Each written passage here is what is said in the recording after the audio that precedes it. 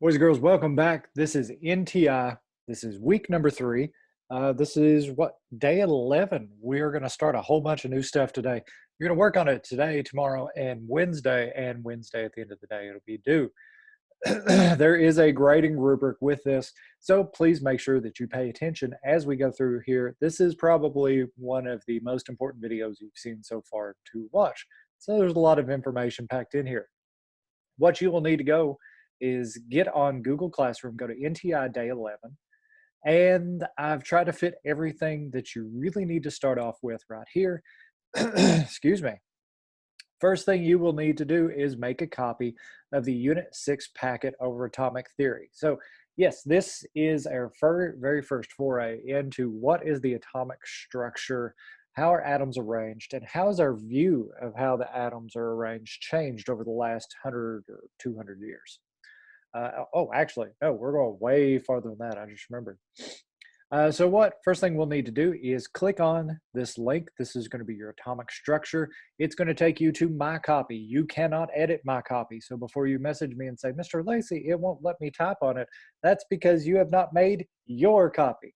So click File, make a copy of the entire presentation, and make sure you put your name in it somewhere like this, Chris Lacey. Please don't put my name. Oh my gosh, that was hilarious. Don't put my name, put your name, Unit 6 Atomic Structure Packet, hit OK, and that is going to make you a copy of the notes. You can close out of mine. That is the only time you will need to use that. Good so far? Feel free to pause the video and follow those steps if you need to. I'll wait about 2 seconds. I'm going to dance. Okay. Now, what we're going to start today and is due on Wednesday is actually on slide 2. So let's blow that up to where we can see it. Let's see, what is it? All right, we'll try to fit as much out here as we can. Let's go out just a jag. All right, activity atomic theory timeline. I'm sorry we cannot do this in partners with our current situation, but I am giving you more time to do this. You and your partner are going to be assigned a contributor who played a part in our current understanding of atomic structure. And when we put all these together, we're going to be able to see how our picture of atomic structure has changed over the centuries. Your job is to research a scientist and gather information on his specific discovery, when it occurred, and how it contributed to our overall understanding of the atom. You can do this by hand or by using a device. You're going to have to use a device. So anywhere down here where it says use paper, do not use paper. This is going to be on our devices. You're going to make an 8.5 by 11 sheet. No, you're going to make a Google slide. You want to make it visually appealing and easy to read. And as a class, we're going to put all of these together, and I'm going to display them all in one nice, neat area. All right, boys and girls, here's the things we are looking for in your presentations, the things that you will have to research. I want you to find the date of the discovery. If it's a long time ago, it may just be an individual year that this discovery was made. That's fine. The name of the discoverer, picture of discoverer, the name of the model, like the plum pudding is one of the models, the Bohr model, so on and so forth. What is the name of the model? A picture of the model, if you can find it. Description of the discovery and the contribution to atomic theory. So what did they describe and how is this different than what we had before? You will need to do formal citations, and that'll be on slide 2. And I'm going to walk you through that in this video as well. Make it colorful, neat, and appealing. Make the overall piece accurate. And where it says must fit on an 8.5 by 11 piece of paper, it needs to be turned in on time. Again, this is on a Google slide, not on paper. All right, so things you will need to do is you will need to put a star next to the collaborator you've been assigned. I'll show you how to do that in just a second. These are the ones that are going to be picked from. And then down here at the bottom is where you have your rubric. And this is actually on your assignment on Google Docs. So to get excellent means that all content is provided. So everything I'm asking for is on there. The appearance is neat. Descriptions are typed. Again, we can't write them. It's going to be on Google Slides. And it's organized onto a single slide. All of that information above goes on one slide. So slide 1 is your research, slide 2 is your works cited. All the references are included. It says on the back of the paper, it should be on slide 2. And the overall work is colorful, appealing, organized, accurate, and the work stands out and shows evidence of extra effort. That is for full credit in all areas of our rubric. All right, good deal. Let's go and see how you are going to actually turn in your assignment and who your scientist is going to be. So if you go back to NTI day 11, that you will see this attachment is on here as well. Click here to find your assigned scientist. So what this is, I have randomly assigned that list of scientists to everyone in the class. So this is in alphabetical order of all the kids I see throughout the day. If I have left you off for one reason or another, please shoot me a message and I will assign you a scientist. But it's sorted by last name. So if your name is Nathaniel Newsom, you are going to research Aristotle.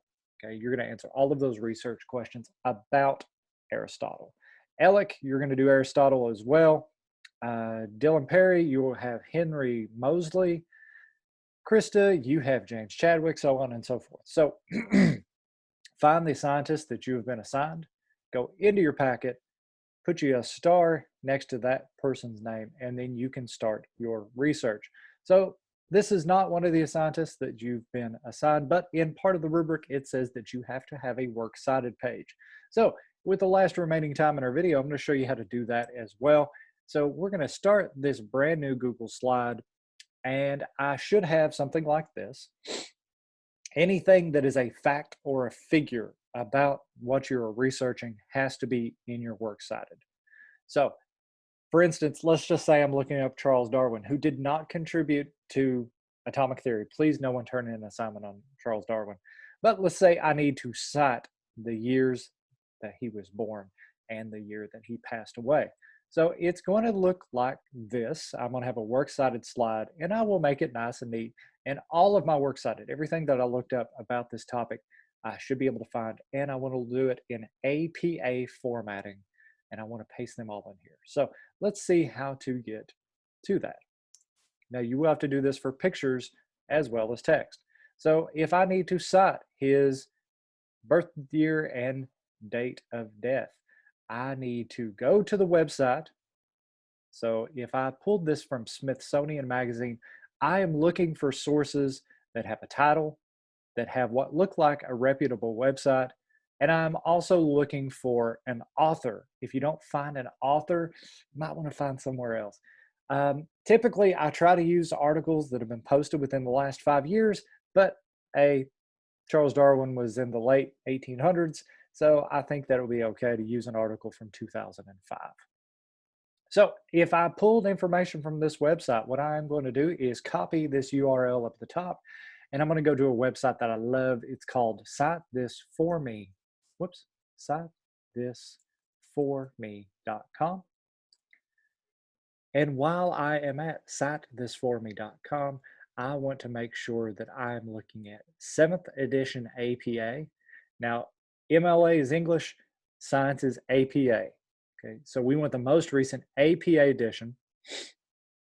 And I want to say, I want to add a new reference. I found a website. I want to use it in my formal citation. Choose a source type. Hey, website.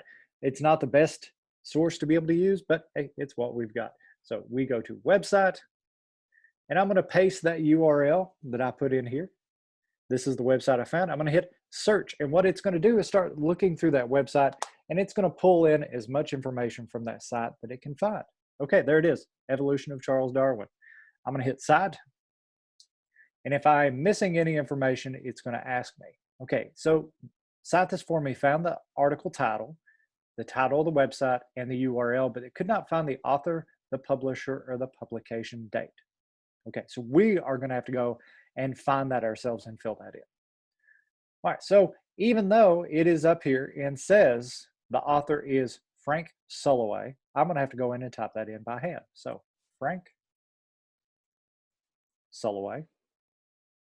The year it was published, 2020. We can leave it at that.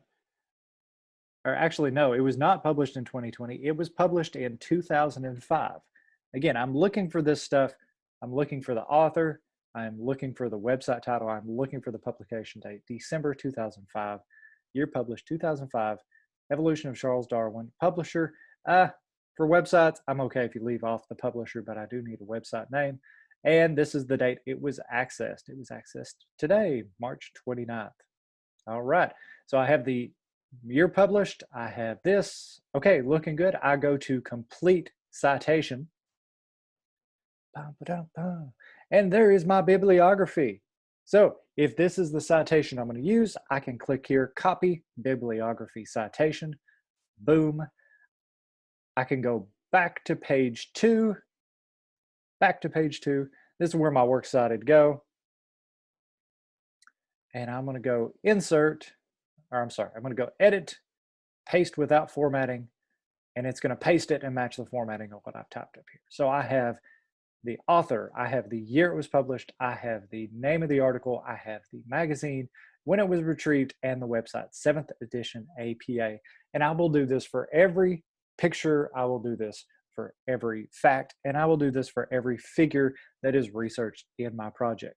Now, you may have a whole bunch of works cited. So if you need to, shrink the text down. I can always blow it up and look at it.